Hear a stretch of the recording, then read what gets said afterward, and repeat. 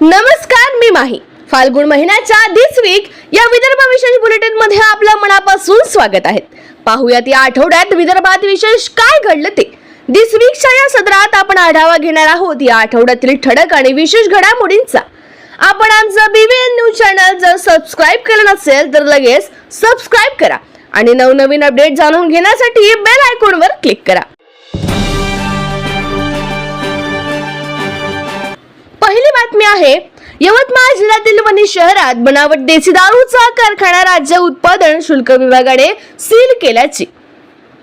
यवतमाळच्या वणी शहरालगत असलेल्या लालगुडा परिसरात एका आलिशान दुमजली घरामध्ये बनावट देशी दारूचा कारखाना थाटल्याचा होता. राज्य उत्पादन शुल्क विभागाच्या पथकाने 10 टाकून या बनावट गोळधंद्याची पोलखोल केली. धाडीत मोठ्या प्रमाणात देशी दारू निर्मितीसाठी लागणारे साहित्य जप्त केले. घरातील लाकडी दिवाण व अलमारीमधून रुपेश संत्रा ब्रँडचे बनावट स्टिकर लावलेला सुमारे 3600 बॉटल जप्त केल्या गेल्या. रिकामा बाटल्या, झाकणं, काचेच्या बाटल्या, प्लास्टिक ड्रम असे साहित्य मिळाले. वर्धा, यवतमाळ, अमरावती हे जिल्हा बनावट दारू निर्मितीचे अड्डे बनले की काय असाच सवाल आता विचारला गेला. या नंतरची बातमी आहे गोंदिया जिल्ह्यातील. गोंदिया शहरालगत असलेल्या कटंगी येथे मुलं चोरी करणारी टोळी आल्याचे सांगून स्थानिकांनी मोठा गोंधळ घातलाय. ही अफवा पसरल्यानंतर थोड्याच वेळात मोठा जमाव त्या ठिकाणी निर्माण झाला होता. त्यानंतर गोंदियाच्या रामनगर पोलिसांना पाचारण करण्यात आले. याचा व्हिडिओ सोशल मीडियावर मोठ्या प्रमाणात व्हायरल झाल्याने चर्चांना उधाण आले होते. मात्र ज्या महिलेवर नागरिकांनी बाळ चोरी करण्याचा संशय व्यक्त केला होता ती महिला मनोरुग्ण असल्याचे पोलिसांकडून सांगण्यात आले. त्यामुळे हा गोंधळ सावरण्यात यश आले. अखेर पोलिसांना कुठल्याही अफवा पसरवू नये अन्यथा कायदेशीर कार्यवाही केली जाईल असे आवाहन करीत तंबी द्यावी लागली.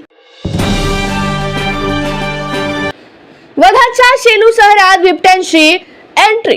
ही घटना या आठवड्यात चांगलीच चर्चेत राहिली आहे. सेलू शहराच्या काठावर सोसायटीच्या मोकळ्या जागेत हा बिबट्या आला. नागरिकांनी गर्दी केली. दहशतीचे वातावरण निर्माण झाले. वन विभागाने बिबट्या रात्रीत जेरबंद केला पण लगेच बिबट्याचा मृत्यू झाला असल्याची घटना वाऱ्यासारखी पसरली.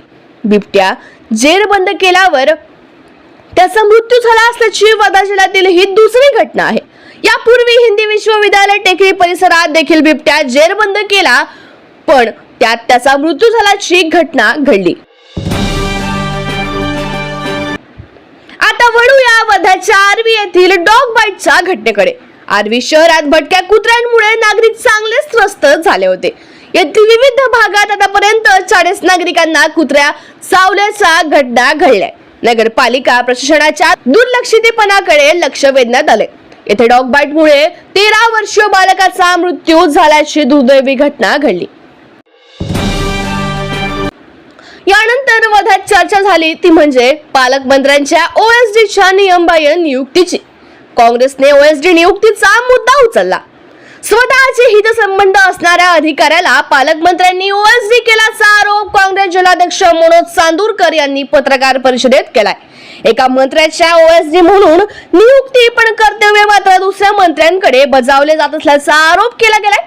उपमुख्य कार्यकारी अधिकारी असणाऱ्या ज्ञानराव फणसे ह्या उसळवारी तत्वावर पालकमंत्री पंकज भोयर यांच्या OSD म्हणून कार्य करीत आहेत पण नियमबाह्य नियुक्ती असल्याचा आरोप केला गेलाय. आठवड्याच्या शेवटी विदर्भात शेतकऱ्यांची कापूस कोंडी पाहायला मिळाली. CCIने कापूस खरेदी बंद केली. विदर्भातील शेतकऱ्यांकडे शिल्लक असलेला कापूस योग्य व हमी दरात विकण्यासाठीचा पर्याय बंद झाला.